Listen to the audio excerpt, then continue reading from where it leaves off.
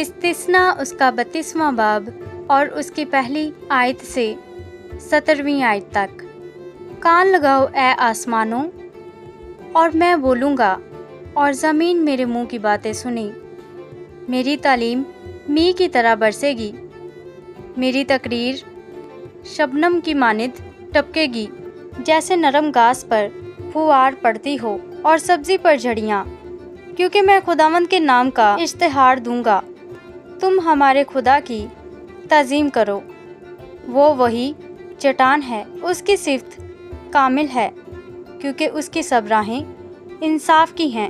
وہ وفادار خدا اور ابدی سے مبرہ ہے، وہ منصف اور برحق ہے۔ یہ لوگ اس کے ساتھ پوری طرح سے پیش آئے، یہ اس کے فرزند نہیں، یہ ان کا عیب ہے۔ یہ سب کجرو اور ٹیڑھی نسل ہیں۔ کیا تم اے بے وقوف اور کم عقل لوگو اس طرح خداوند کو بدلہ دو گے؟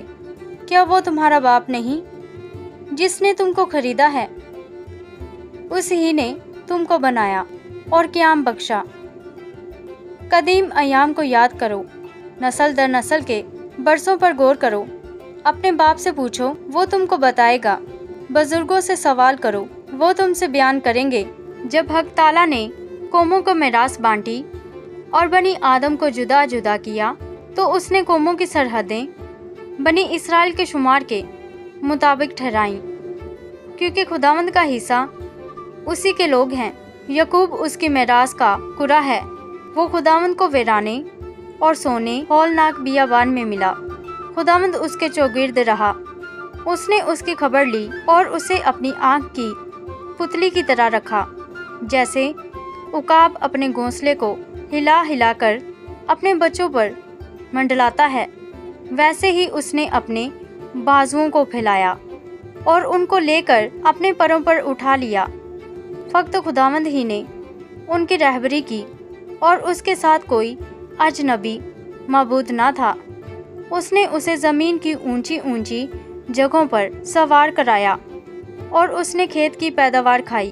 اس نے اسے چٹان میں سے شہد اور سنگ کھارا میں سے تیل چسایا، اور گایوں کا مکھن اور بھیڑ بکریوں کا دودھ اور بروں کی چربی اور بسنی نسل کے مینڈے اور بکرے اور خالص گیہوں کا آٹا بھی۔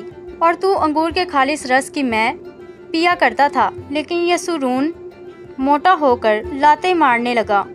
تو موٹا ہو کر لدھڑ ہو گیا ہے، اور تجھ پر چربی چھا گئی ہے۔ تب اس نے خدا کو جس نے اسے بنایا چھوڑ دیا، اور اپنی نجات کی چٹان کی حقارت کی۔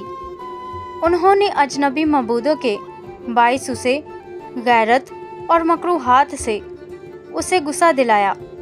انہوں نے جنات کے لیے جو خدا نہ تھے، بلکہ ایسے دیوتاؤں کے لیے جن سے وہ واقف نہ تھے، یعنی نئے نئے دیوتاؤں کے لیے جو حال ہی میں ظاہر ہوئے تھے، جن سے ان کے باپ دادا کبھی ڈرے نہیں، قربانی کی۔ آمین۔